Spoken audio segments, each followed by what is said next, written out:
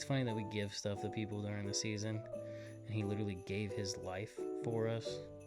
Like, that's the ultimate gift. And I wonder if that's how Jesus feels sometimes. He gives us this beautiful gift of redemption. Like, we make poor life choices. I make poor life choices. And he can change your life. But you have to allow him to. You have to open the gift. But to do that, you have to know what the gift was. It was the cross.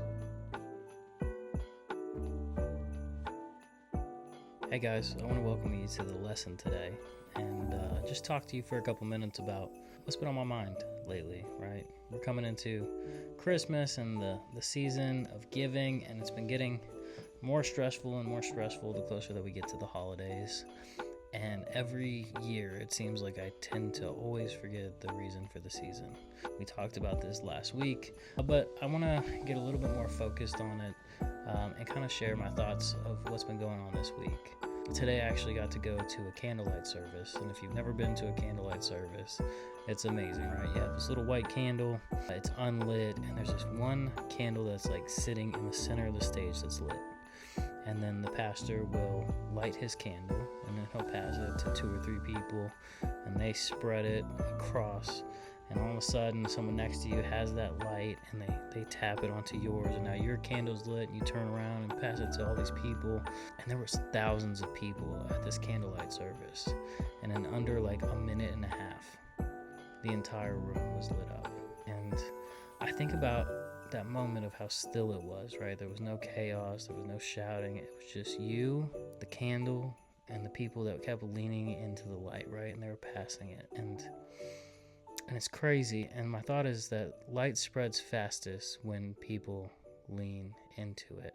See, during the holidays we get so caught up and we forget that Jesus is the light of the world, right? His light is reflected through us, and we share it to the people around us, and it's all about the proximity of who's close to you. And we really are fishers of men, but during the holiday we're supposed to slow down, right? We're supposed to focus on Jesus, and it seems like there's so many distractions that it's so hard to stay focused. And so today's lesson is called Shift Your Focus. I want to start off with a story. It's about distraction versus presence. If you know the story, you'll probably know exactly what I'm talking about, but it's not the Christmas story, oddly enough. It's the story of Mary and Martha. Now, Mary and Martha were sisters, and they were hosting a dinner party for Jesus, which, to be honest, that'd be pretty cool. So you have one sister who's really focused on getting all the food together, all the preparations together, right? She has her focus on making sure that the meal is right. She'll be in the kitchen from like 5 in the morning to like 3 in the afternoon, prepping everything and just making sure that the meals are perfect. And if my grandma's listening, her food is always perfect. And I do the same thing now. It's funny, the older that I get, the more I tend to resemble that same type of fire where I get caught up in the season, and it's like, is everything right? Is everything perfect? Like, what's going on here? That I forget to slow down and to shift my focus. Now, again, there were 2 sisters, and Martha's worried about the food. And then you have the sister named Mary. Now, Mary is sitting at the feet of Jesus, and she is just listening to what he has to say. Okay, and these 2 sisters live in the same house. It's the same Jesus, but they just have different focuses. As Mary's sitting, right, Martha is looking for her sister.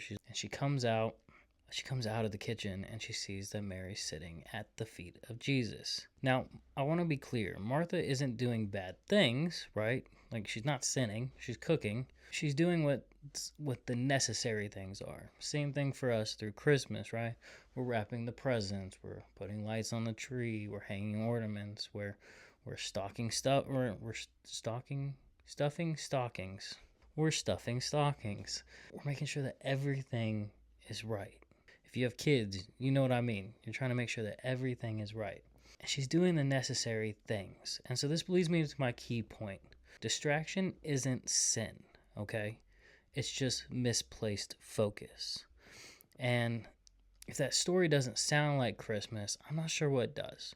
Because we spend so much time worrying about the wrong things that we forget about that light in the world, okay? And so there are good things, and there's also the best thing. And so I want to bring your attention to Luke. Mary sat at the Lord's feet, listening to what he said, but Martha was distracted by all the preparations that had to be made. And so we see two sisters, again, kind of making two different decisions. Now, Martha starts getting kind of mad that she's not helping. Okay, and she comes up to Jesus. She's like, "Can you please tell my sister to come help me in the kitchen?" Right? Now Jesus could act some type of way or answer in some type of way, but he does not answer in some type of way. He answers her with love, but he points out her focus. And so in Luke chapter 10, verse 41 and 42, he says, "You are worried and upset about many things, but few things are needed, or indeed only one." Now again, Jesus talks in parables, so what is he talking about here? He's talking that, again, we get so caught up in the necessaries, but Jesus was only here for a short time. He was only going to be in that house for a short time. And you have someone sitting at the feet listening to Jesus. She's taking all of the proper steps to make sure that she's understanding what he's saying, what he's teaching. And he's again not trying to be mean, but he's trying to point out that she's missing the point. Now, yes, the food needs to get cooked. There's time, there's a place for that. There's a time to stop and smell the roses. But I'm sorry, if Jesus is in my house and he's speaking, I'm going to try to listen. And so this brings me to a key point, right? Excuse me. Being busy does not mean focused, right? And so you can be busy for God and still miss God. Let me say that again. You can be busy for God, right? But you can still miss God. So like lately, for me, I've been putting a lot of work towards video, getting the podcast set up correctly, decorating the room, and I've been trying to get into my Bible, but I've been so caught up that I haven't been able to spend time with God. And my focus has been off. And there's been something pulling me, telling me like, hey, you need to get back in the relationship with God. You need to turn on the worship music. You need to get into your closet and pray. You need to find time for him.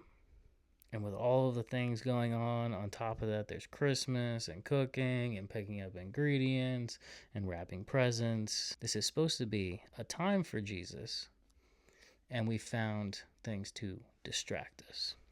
So I want to return to the light for a little bit. Again, we're talking about candles, but we're also talking about Jesus. And so this is going to bring me to John chapter 5. And in John chapter 1, verse 5, it says, "The light shines in the darkness, and the darkness has not overcome it."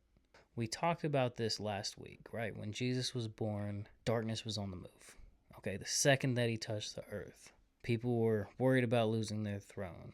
Pharisees were worried about losing control of their people, right? They didn't want this guy teaching things that was correct, oddly enough, but took away from their focus, right? They want people focused on them and how nice they looked and how dressed they looked and how clean they were and how focused that they were with God. And so this light is shining in the darkest moments. Sometimes we have our dark moments, right? Sometimes we're going through dark situations and we don't even know if there's a light at the end of the tunnel. And Jesus is like, I'm there. It could be a pin dot, like the smallest little light, but that light will guide you closer and closer to him.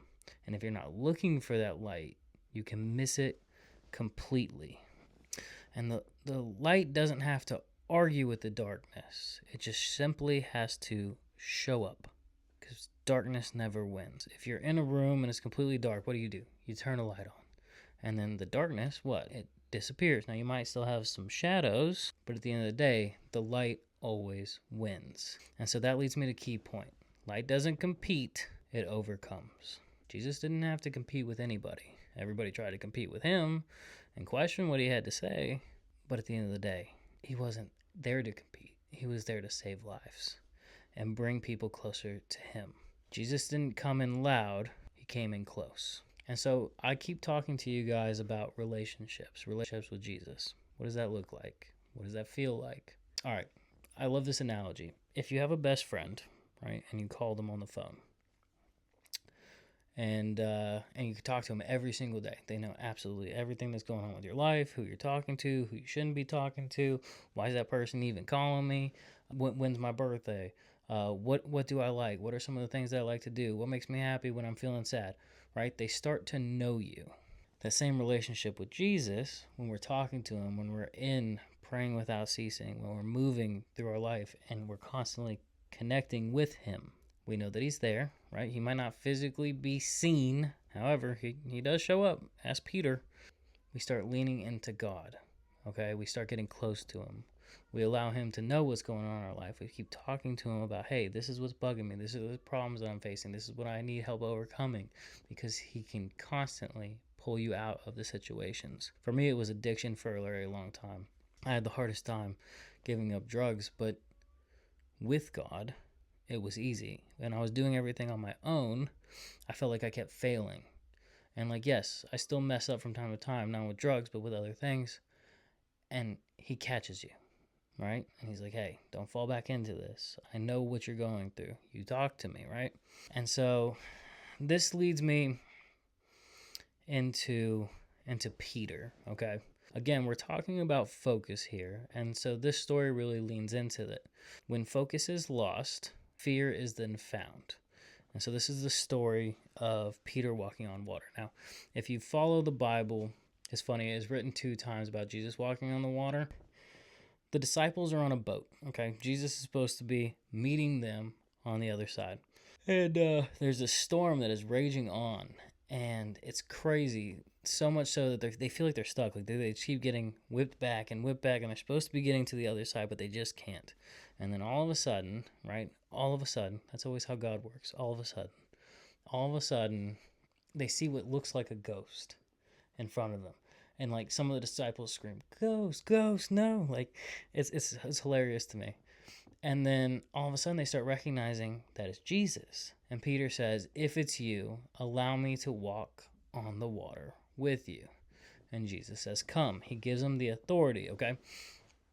Now, authority is very important, okay? This is what gives us the ability to heal people and to do things in his name, right? He gives us that authority. It's not something that we have. It's something that is given to us. So Jesus says, "Come," and Peter steps out of the boat, okay? And he's walking on the water. But what happens? He starts losing focus of Jesus. At first, he's looking directly at him. It's like when we first start roller skating for the first time, right? And our dad's with us, and he's like, "I got you," right? And then all of a sudden, you think that dad's gone, so you start looking around, and then all of a sudden, what? You fall, okay? He's looking at these waves that are beating, and all of a sudden, he starts looking at his problems, and then fear starts kind of creeping in, and he loses focus of Jesus, and he starts to sink. And I can't think of how many times in my life when I like he's sinking in water, but when I lose focus of God, how quickly I sink into poor decision making, into lustful thoughts, into addiction behavior, right? Because I've lost focus of him. So imagine during the holidays when there are always these distractions coming around, and we're supposed to be paying attention to him, and we're not. The devil, if he can't get you to like follow him, right? He'll keep you what? He'll keep you distracted. That's all I'm saying. And so this leads me to a key point.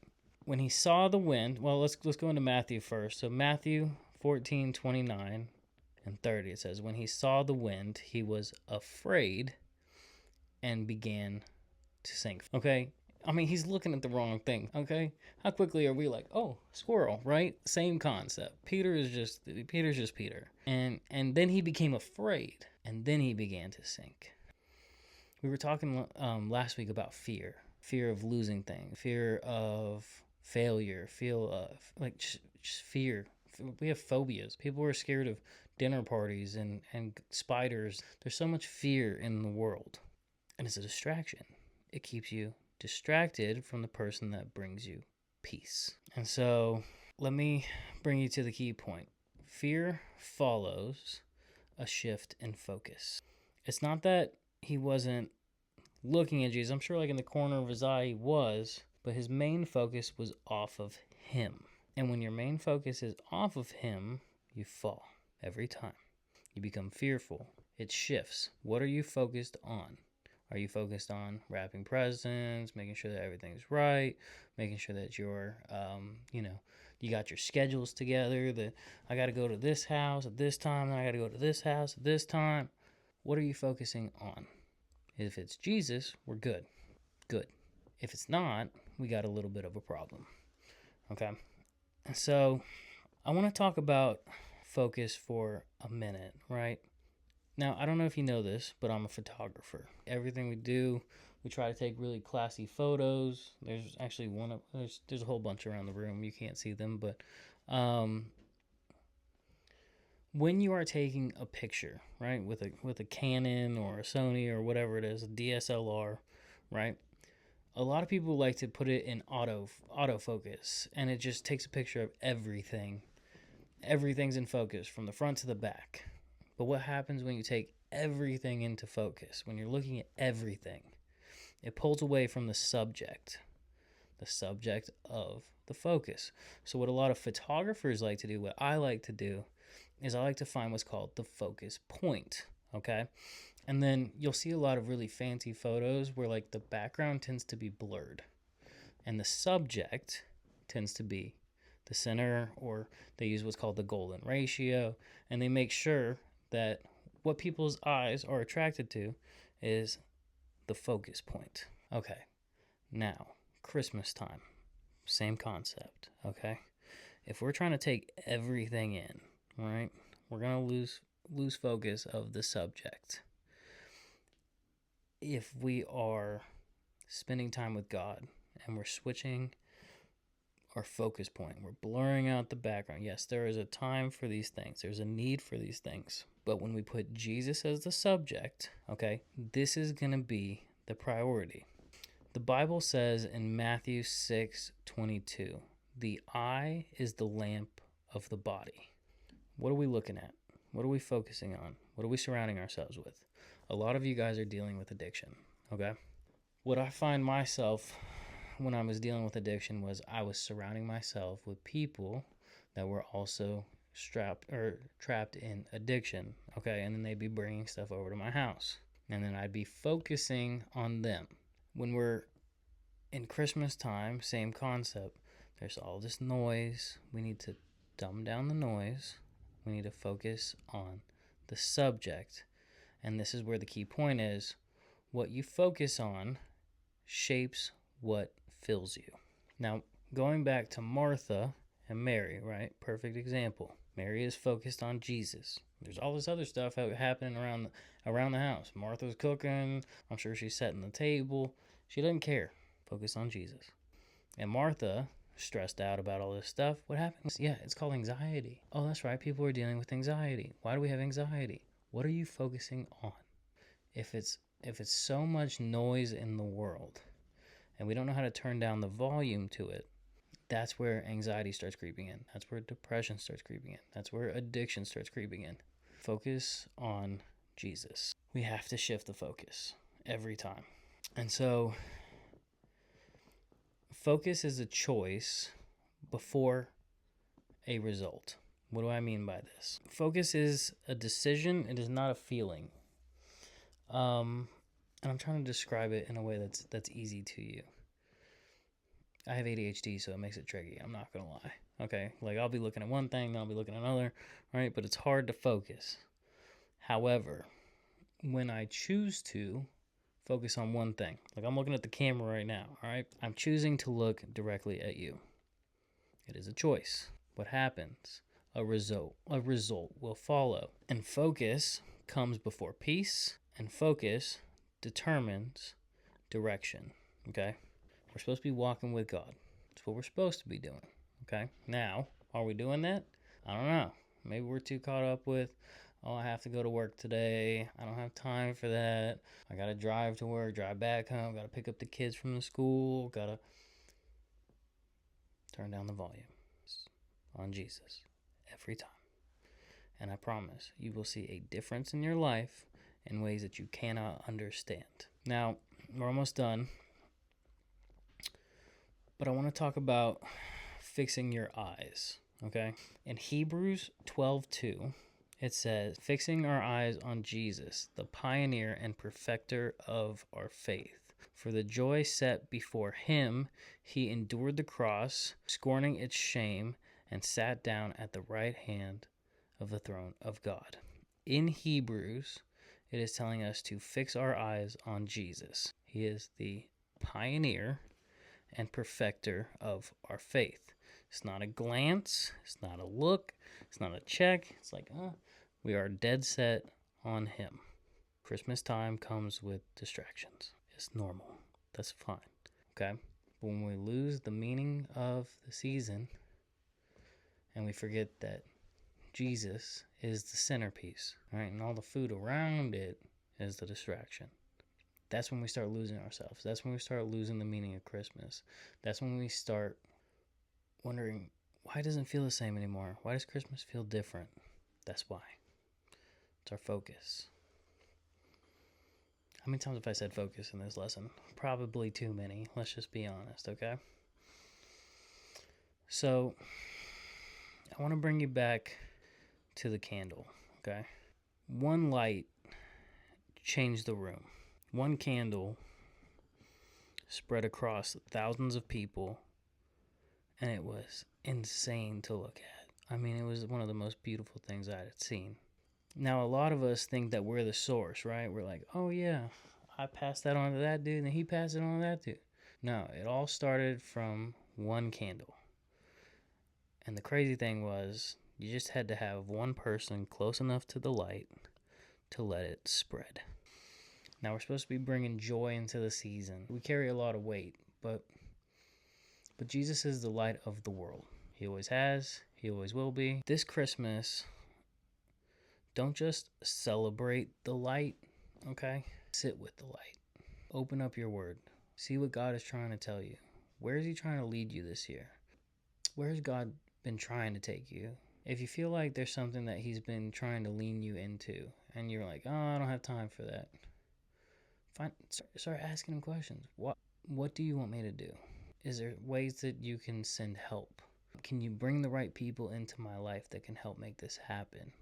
He'll do it if you just ask. What is it? Knocking. With Christmas, I get so caught up in like the whole it doesn't feel the same, because it really doesn't. But then again, I think, have I been the same lately too? You know? It's like I'm constantly changing. I'm constantly picking up new projects. I'm constantly working on new things. And God has a hand in some of these things. And then there's some things that I try to do for me. And those tend to not work out, but we know it's probably because I'm not focused on him, right? Don't just celebrate the light this year. Right? They're pretty. They're fun to look at. But sit with the light. And it will change your life every time. I want to leave you with this. It says, what you focus on determines what fills your life. A lot of people are filling their cup with anxiety, stress, depression, hurt. I'm trying to struggle through this lesson, so just bear with me. But what you focus on fills your life. Are you focusing on your faith? Are you focusing on your friends? Are you focusing on your family? All of these are good things. Just like Martha, all of these are good things. But there's a better thing, and that's the meaning of the season. So I'm going to leave you with it one more time. Shift your focus. Find your subject. And stick with him. Talk to him. Build the relationship. What does he want from you? What do you need from him? He's a giver. The whole season of giving, right? It's funny that we give stuff to people during the season, and he literally gave his life for us. Like, that's the ultimate gift. I'm not gonna lie. Like, you could get a new phone, but next year there'll be a new phone that's better than the one that you have, even though it looks identical, right? But there's a gift out there that's been given to you, and all you have to do is receive it. And there was this pastor talking about, he brought this gift to someone, and they just kind of set it off to the side. And I wonder if that's how Jesus feels sometimes. He gives us this beautiful gift of redemption. Like, we make poor life choices. I make poor life choices, and he can change your life. But you have to allow him to. You have to open the gift. But to do that, you have to know what the gift was. It was the cross. There's so many people that point us to Jesus. I'm sure there are people in your life, not just me, right? People in your life that have brought you closer to God. Did you listen to them? Did you brush them off? They were probably trying to share that candle with you. And if you're trying to cover it and you're like, nah, I like the candle, you're missing the whole point. The gift is breathing every day. The gift is not going into judgment yet and giving us time to change. The gift is redemption and a new heaven, a new earth, a new body, a place without weeping, without tears. And that's only possible because of one person. And I can't thank him enough for it. There's nothing I could do to thank him for what he's given me. 9 times out of 10, I feel like I don't deserve it. That's just me. But you know what? Someone told me none of us do. And that hit. Shift your focus. Find your subject. Make it Jesus. The rest falls into place every time. First seek the kingdom, and all the rest will be given to you. This message is brought to you by the Losing Faith Digital Sanctuary. If this encouraged your heart, please share this video, like it, and subscribe for more content. If you'd like to get a copy of Losing Faith, Navigating the Chessboard of Doubt and Faith, visit losingfaithbook.com. If you want to help us share hope with others, find out how at losingfaithbook.com/outreach. And to stay connected, follow us at bio.site/losingfaith.